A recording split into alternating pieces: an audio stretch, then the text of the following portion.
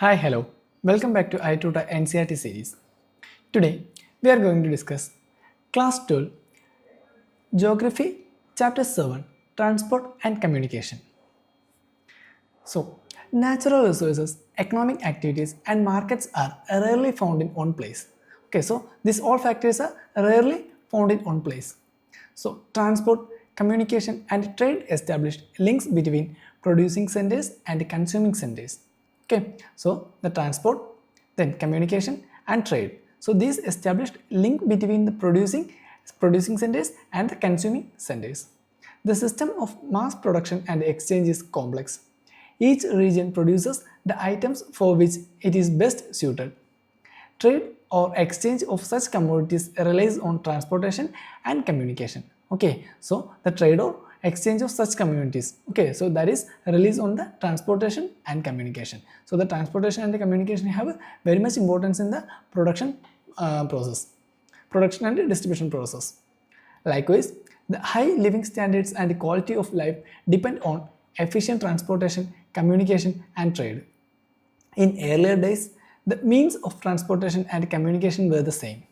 But today, both have acquired distinct and specialized form. So we know today the communication and the transportation, okay, they have distinct changes. Okay, they acquire distinct and specialized forms.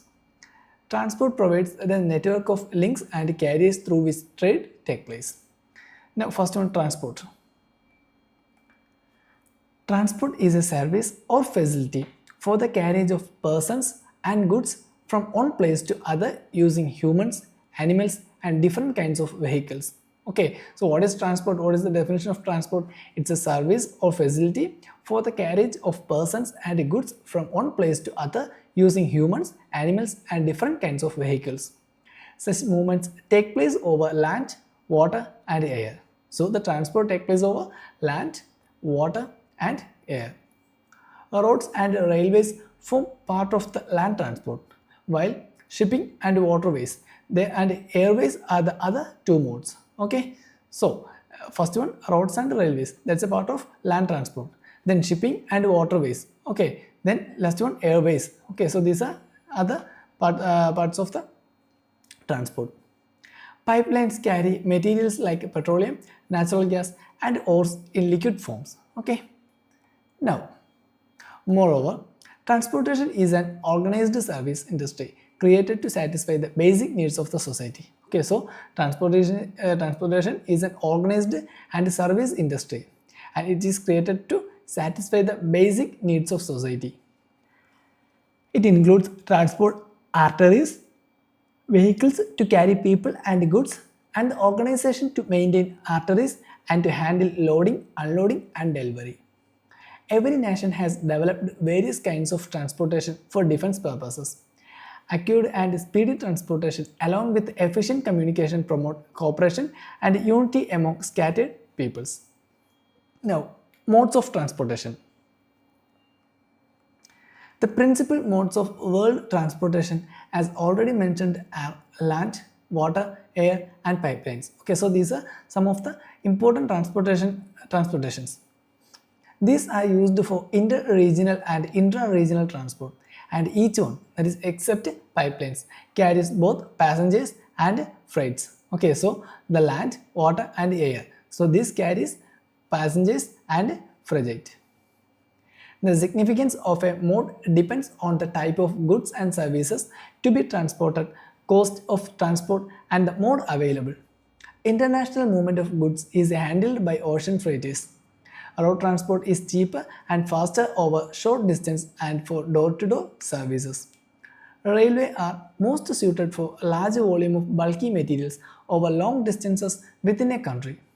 High value, light and perishable goods are best moved by airways. Okay, so the high value, light and perishable goods, so these are best moved by airways. In a well-managed transport system, these various modes complement each other. Okay, so these are the mode of transportation. So now let's discuss about the land transport. Most of the movement of the goods and services take place over land. In early days, humans themselves were carriers. With the invention of wheel, okay, so with the invention of wheel, the use of carts and wagons became important. The revolution in transport came about only after the invention of the steam engine in the 18th century. Perhaps the first public railway line was opened in 1825 between Stockton and Darlington in northern England and then onwards. Railway became the most popular and fastest form of the transport in 19th century. Okay, so the first public railway line that's opened in 1825 between Stockton and Darlington, that is in northern England, and then onwards railway became the most popular and fastest form of the transport in 19th century. Then it opened up continental interiors for commercial grain farming, mining and manufacturing in USA. The invention of the internal combustion engine revolutionized road transport in terms of road quality and vehicles, motor cars and trucks playing over them. Among the newer developments in land transportation are pipelines. Okay, so the newer development in land transportation, that is pipeline. Then ropeways and cableways. So these are some of the newer development in land transportation: pipelines, ropeways and cableways. Liquids like mineral oil, water, sludge and sewer are transported by pipelines.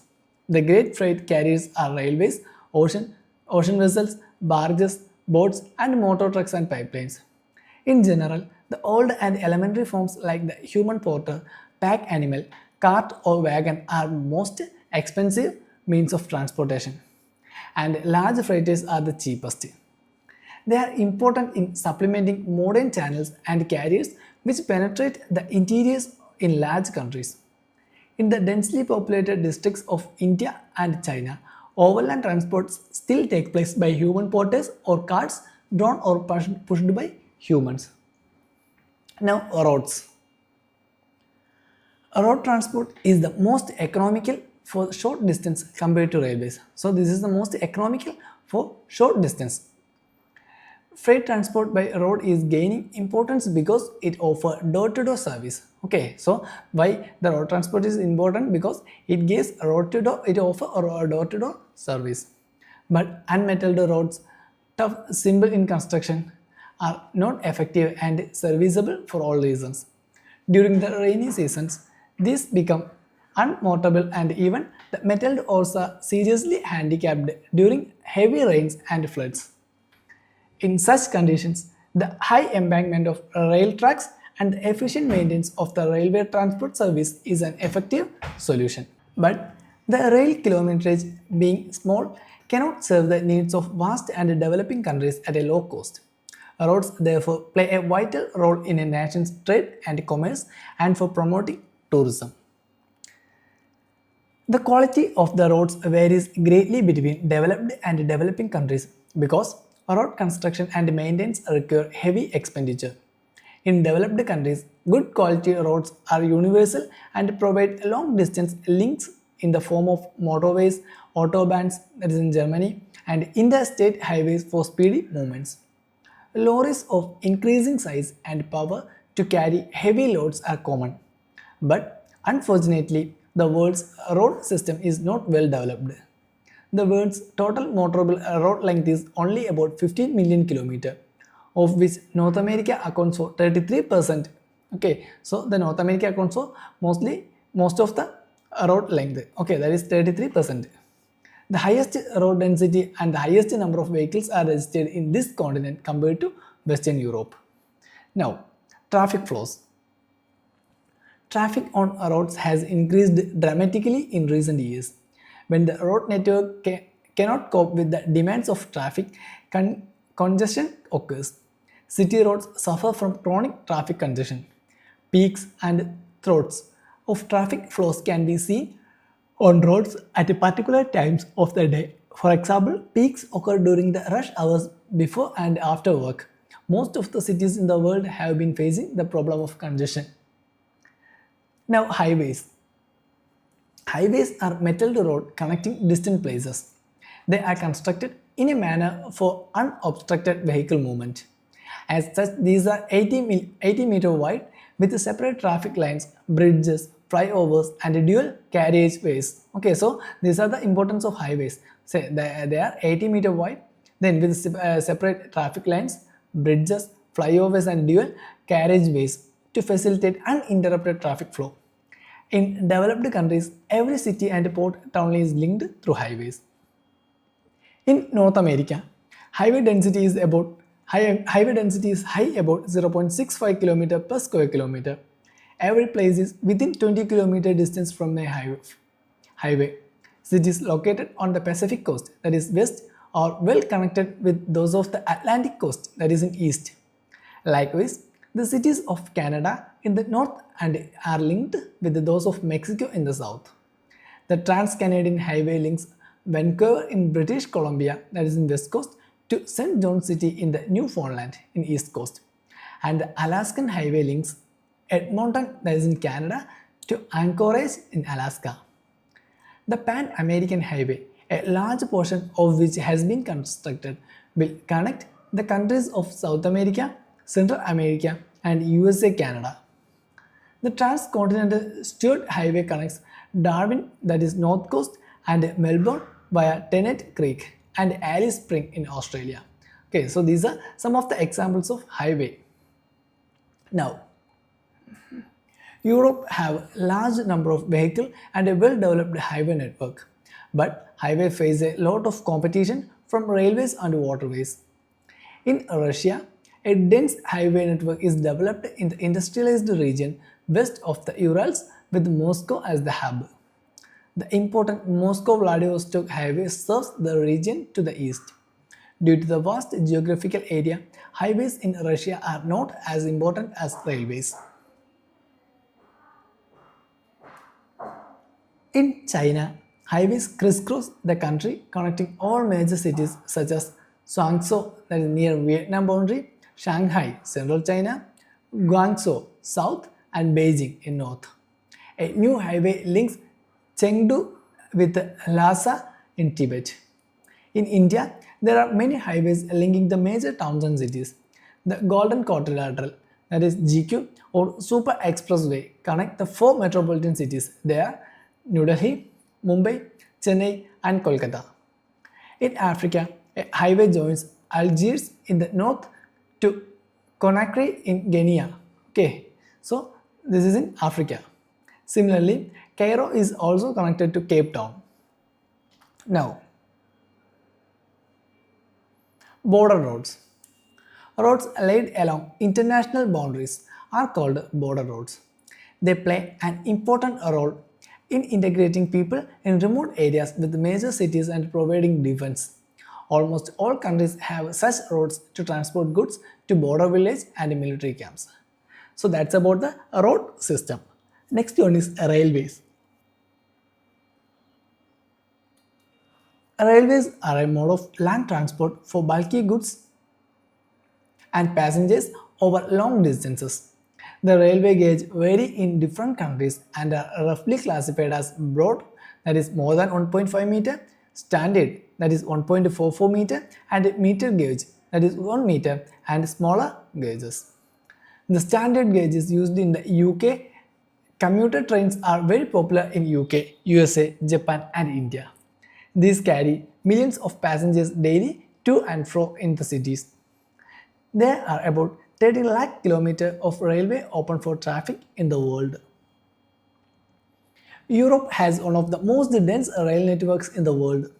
There are about 4,40,000 kilometers of railways, most of which is double or multiple tracked.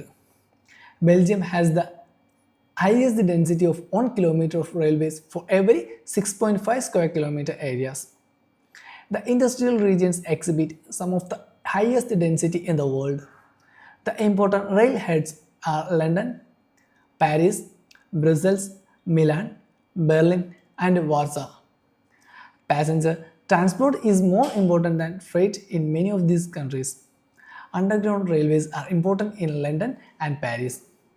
Channel Tunnel, operated by Eurotunnel Group through England, connects London with Paris. Okay, so the Channel Tunnel that is operated by Eurotunnel Group through England connects London with Paris. Transcontinental railway lines have now lost their importance to quicker and more flexible transport system of airways and roadways. Okay, so now the transcontinental railway lines have not that much importance because the airways and roadways are flexible and they are more quicker. In Russia, railway accounts for about 90% of the country's total transport with a very density network west of the Urals. Moscow is the most important railhead with major lines relating to different parts of the country's vast geographical area.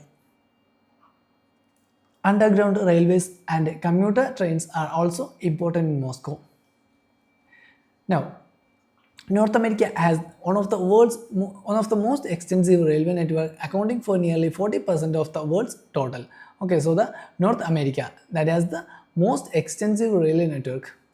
In contrast to many European countries, the railways are used more for long distance, bulky freights like ores, grains, timber, and machinery than for passengers. The most dense rail network is found in the highly industrialized and urbanized region of East Central USA and adjoining Canada. Now, Africa continent, despite being the second largest, has only 40,000 km of railways, with South Africa alone accounting for 80,000 km due to the concentration of gold, diamond and copper mining activities. The important routes of the continent are the Benguela Railway through Angola and Katanga, Zambia Copper Belt. Second one, the Tanzania Railway from the Zambian Copper Belt to Dar es Salaam on the coast. Then the railway through Botswana and Zimbabwe linking the landlocked states to the South African networks. And the blue train from Cape Town to Pretoria in the Republic of the South Africa. Elsewhere, as in Algeria, Senegal, Nigeria, Kenya and Ethiopia, railways connected port cities to interior centers but do not form a good network with other countries. Now, transcontinental railways.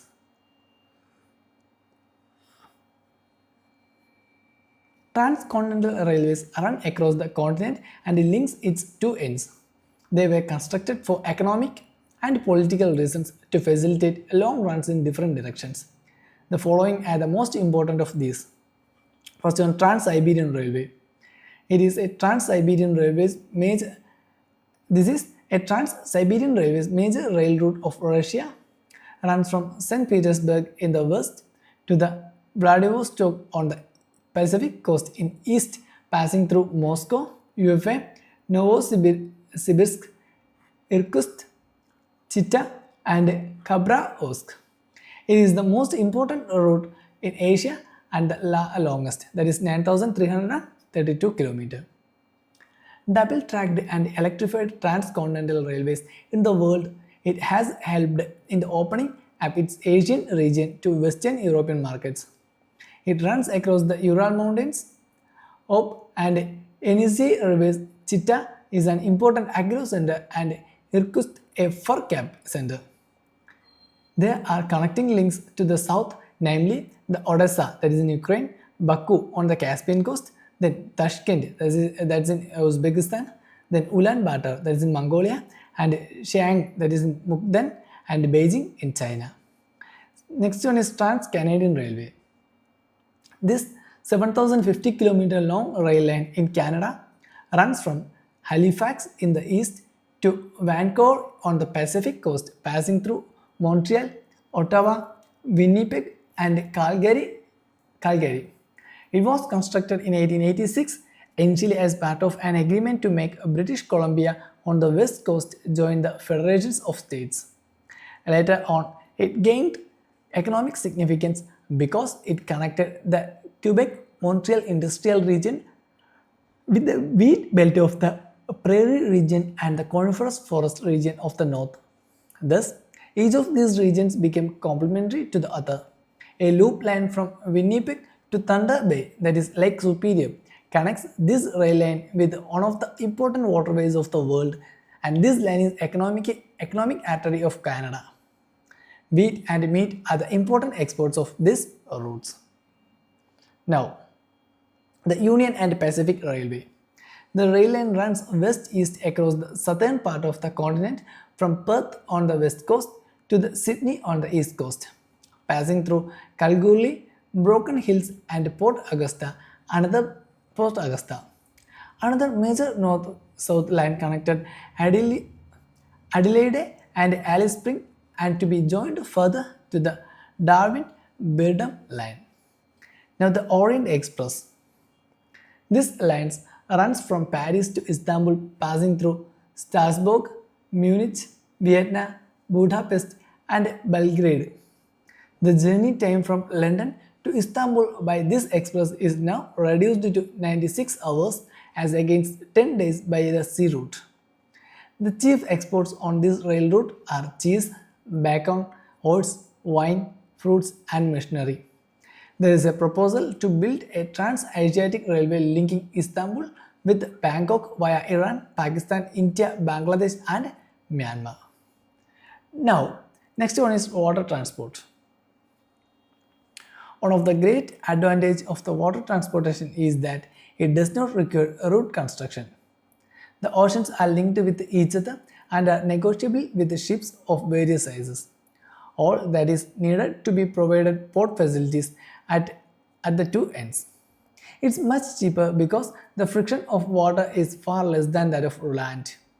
The energy cost of the water transportation is lower, so here the energy cost is also very low compared to other mode of transportation.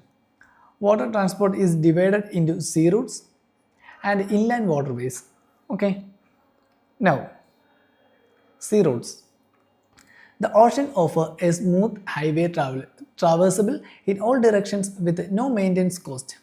Its transformation into a roadway by sea-going vessels is an important development in human adaptation to physical environment.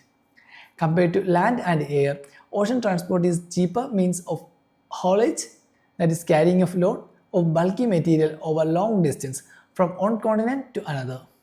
Modern passenger liners, that is ships and cargo ships, are equipped with radar, wireless and other navigation aids. The development of refrigerated chambers for perishable goods, tankers and specialized ships has also improved cargo transport. The use of containers has made cargo handling at the world's major ports easier. Now, important sea routes. The Northern Atlantic Sea Route. This links northern eastern USA and the northwestern Europe, the two industrially developed regions of the world. So the northeastern USA and the northwestern Europe, they are two industrially developed regions. So this North Atlantic Sea Route connects these these two places. The foreign trade over this route is greater than that of the rest of the world combined. 1/4 of the world's foreign trade moves on this route. It is therefore the busiest in the world and otherwise called Big Trunk Route. Okay, so this is the busiest route of the world and it is also known as Big Trunk Route. Both the coasts have highly advanced ports and harbour facilities. Now, Mediterranean Indian Ocean Sea Route. The sea route passes through the heart of the old world and serves more countries and peoples than any other route. Port Said, Aden, Mumbai, Colombo and Singapore are some of the important ports on these routes. The construction of Suez Canal has greatly reduced the distance and time as compared to earlier route through the Cape of Good Hope, which was longer than the route through Suez Canal. Okay, so the construction of Suez Canal which reduced the distance and time as compared to the earlier route, that is through Cape of Good Hope, and this is longer than the Suez Canal. Now, next one is the North Pacific Sea Route. Trade across the vast North Pacific Ocean moves by several routes which converge at Honolulu. The direct route on the Great Circle links Vancouver and Yokohama and reduces the traveling distances 2,480 km by half.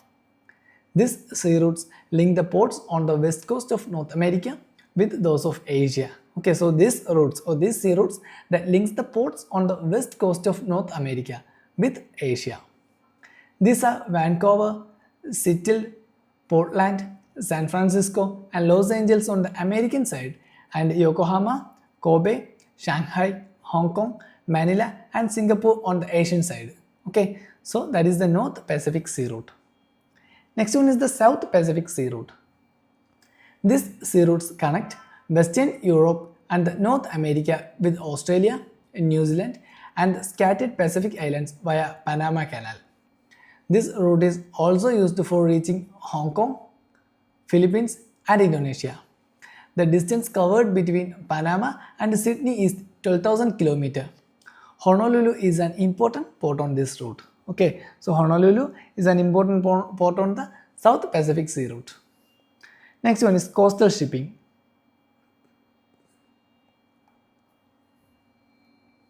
It is obvious that water transport is a cheaper mode. While oceanic routes connect different countries, coastal shipping is convenient mode of transportation with long coastlines. Example USA, China, and India. Ancient states in Europe are most suitable places for the coastal shipping, connecting one member's coast with the other. If properly developed, coastal shipping can reduce the congestions of the land routes. Now, shipping canals. The Suez and the Panama canals are two vital man-made navigation canals or waterways which serves as the gateways of commerce for both the eastern and western world. Now, Suez Canal.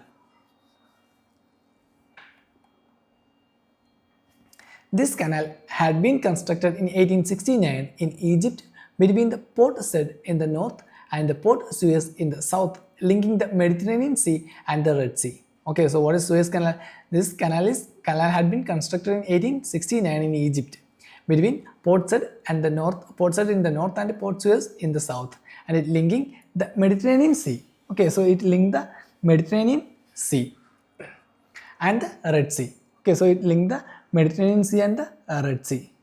Now, it gives Europe a new gateway to the Indian Ocean and reduces direct sea route distance between Liverpool and Colombo compared to the Cape of Good Hope route. It is a sea level canal without locks which is about 160 km and 11 to 15 meter deep. About 100 ships travel daily and each ship takes 10 to 12 hours to cross this canal, that is the Suez Canal. The tolls are so heavy that some find it cheaper to go by the long Cape routes whenever it consequently delay is not important. A railway follows the canal to Suez, and from Ismailia there is a branch line to Cairo.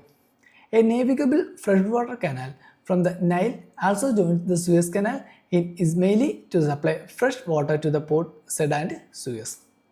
Now, the Panama Canal. This canal connects Atlantic Ocean in the east to the Pacific Ocean in the west. So, the Panama Canal connects Atlantic Ocean in the east to the Pacific Ocean in the west. It has been constructed across the Panama Isthmus between Panama City and the Colon by the US government, which purchased 8 km of the area on either side and named it as the Canal Zone. The Canal Zone. The canal is about 72 km long and involves a very deep cutting for the length of 12 km. It has a 6-lock system and ships cross the different levels, that is 26 meter up and down, through these locks before entering to the Gulf of Panama. It shortens the distance between the New York and San Francisco by 13,000 km by sea. Likewise, the distance between Western Europe and the west coast of USA and northeastern and the central USA and the East and the Southeast Asia is shortened.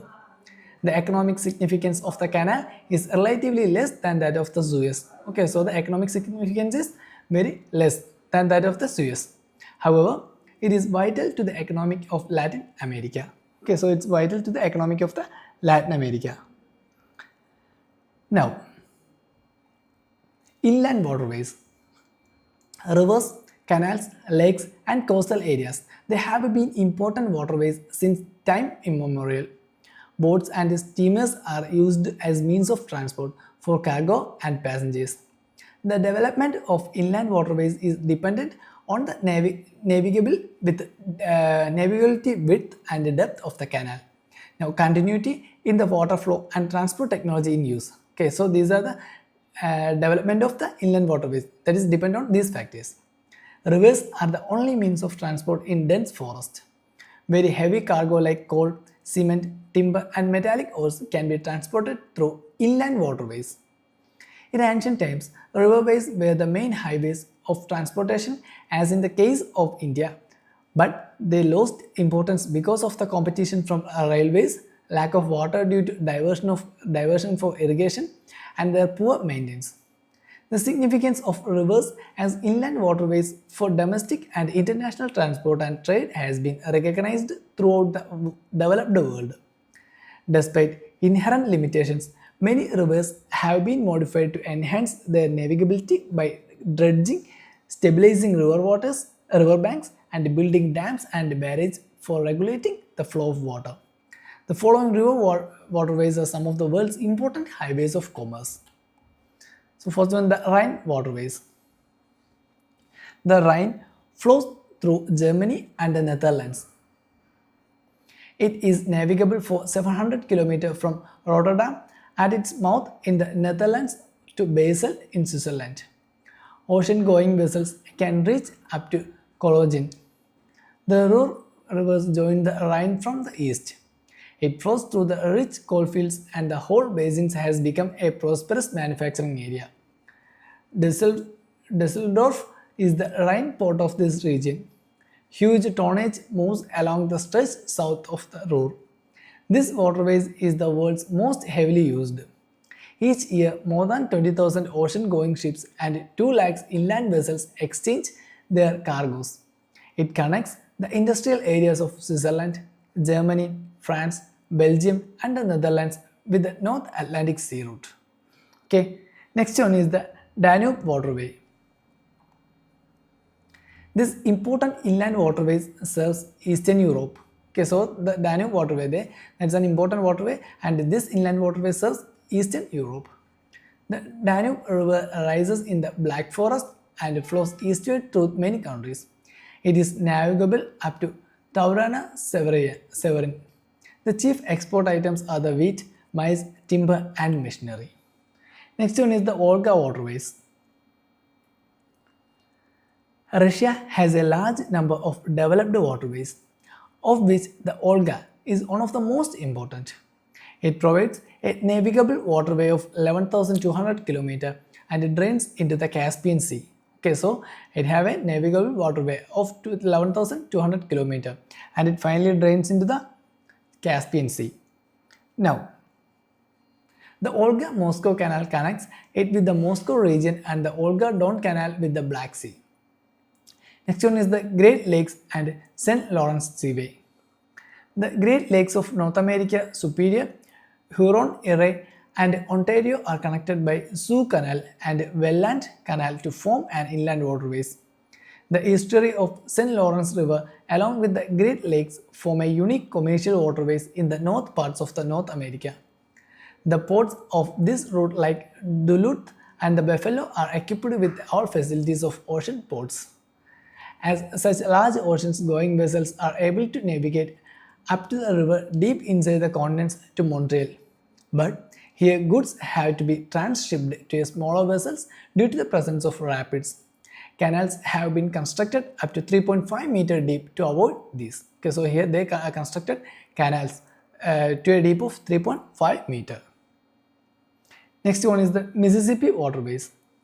The Mississippi-Ohio waterway connected the interior part of USA with the Gulf of Mexico. So the Mississippi-Ohio waterway, they connect the interior part of USA with the Gulf of Mexico in south. Large steamers can go through this route up to Minneapolis. Now the air transport system. Air transport is the fastest means of transportation but it is very costly. So we know it's the fastest means of transportation but at the same time it's very costly. Being fast, it is preferred by passengers for long distance travel. Valuable cargo can be moved rapidly on the worldwide scale. It is often the only means to reach inaccessible areas. Air transport has brought about a connectivity revolution in the world. The friction created by mountainous snowfields or inhospitable desert terrains have been overcome by air transportation. The accessibility has increased. The airplane brings varied articles to the Eskimos in the northern Canada unhindered by the frozen ground. In the Himalayan region, the routes are often obstructed due to the landslides, avalanches, or heavy snowfall. At such times, air travel is the only alternative to reach the places. Okay, so due to these factors, that is landslides, avalanches, or heavy snowfalls, we can't use any types of other like road transport and rail transport on these places. But at the same time, it's an alternative. That is, the air transport is an alternative for the other kinds of transport in these places. Airways also have great strategic importance. The airstrikes by US and British forces in Iraq bears testimony to this fact. The airways network is expanding very fast. The manufacturing of aircraft and their operations required elaborate infrastructures like hangars, landing, fueling, and maintenance facilities for the aircraft. The construction of airport is also very expensive and has developed more in highly industrialized countries where there is a large volume of traffic. At present, no place in the world is more than 35 hours away. This startling fact has been made possible due to people who build and fly airplanes. Travel by air can now be measured by hours and minutes instead of years and months. Frequent air services are available to many parts of the world. Although UK pioneered the use of commercial jet transport, then USA developed largely post-war international civil aviation. Today, more than 250 commercial airlines offer regular services to different parts of the world. Recent developments can change the future course of air transport. Supersonic aircraft cover the distance between London and New York within 3.5 hours. Okay, so the supersonic aircraft, they cover the distance between London and New York within 3.5 hours. Okay, so that's the importance of air routes. Now, intercontinental air routes. In the northern hemisphere, there is a distinct east-west belt of intercontinental air routes. Dense network exists in eastern USA, western Europe, and Southeast Asia. USA alone accounts for 60% of the airways of the world. New York, London, Paris, Amsterdam, Frankfurt, Rome, Moscow, Karachi, New Delhi, Mumbai, Bangkok, Singapore, Tokyo, San Francisco, Los Angeles, and Chicago are the nodal points where air routes converge on radiate to all continents. Next one is the pipelines. Pipelines are used extensively to transport liquids and gases such as water, petroleum, and natural gas for an uninterrupted flow. Okay, so the pipelines are mainly used to transport liquids and gases like water, petroleum, and natural gas. Water supplied through pipelines is familiar to all. Cooking gas or LPG is supplied through pipelines in many parts of the world. Pipelines can also be used to transport liquefied coal. In New Zealand, milk is being supplied through pipelines from farms to factories. Okay, so in New Zealand, what happened? The milk is also supplied through the pipelines. Okay. Now, in USA, there is a dense network of oil pipelines from the producing areas to the consuming areas. Big Inch is one such famous pipeline. Okay, so the Big Inch, that is one of such famous pipeline, and which carries petroleum from the oil wells of the Gulf of Mexico to the northeastern states. Okay, so the Big Inch carries petroleum from the oil wells of the Gulf of Mexico to the northeastern states. Now, about 17% of all freight per ton kilometer is carried through pipelines in USA. Now, in Europe, Russia, West Asia, and India, pipelines are used to connect oil wells to the refineries and ports or domestic markets. Turkmenistan in Central Asia has extended pipelines to Iran and also to part of China. The proposed Iran-India via Pakistan International Oil and Natural Gas Pipeline will be the longest in the world. Okay, so the proposed Iran-India via Pakistan, that is the Pakistan International Oil and Natural Gas Pipeline, that will be the longest in the world. Okay. Next one is communication.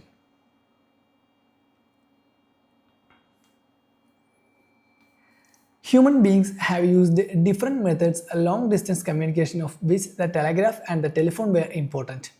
The telegraph was instrumental in the colonialization of the American West. During the early and mid-12th century, the American Telegraph and Telephone Company, that is AT&T, enjoyed a monopoly over USA's telephone industry. In fact, the telephone becomes a critical factor in the urbanization of America. Firms centralized their functioning at city headquarters and located their branch offices in smaller towns. Even today, the telephone is the most commonly used mode. We know telephone is an important mode of communication. In developing countries, the use of cell phones made possible by satellite is important for rural connectivity. Today, there is a phenomenal pace of development. The first major breakthrough is the use of optic fiber cables, that is OFC. Faced with mounting competition, telephone companies all over the world soon upgraded their copper cable systems to include optic fiber cables.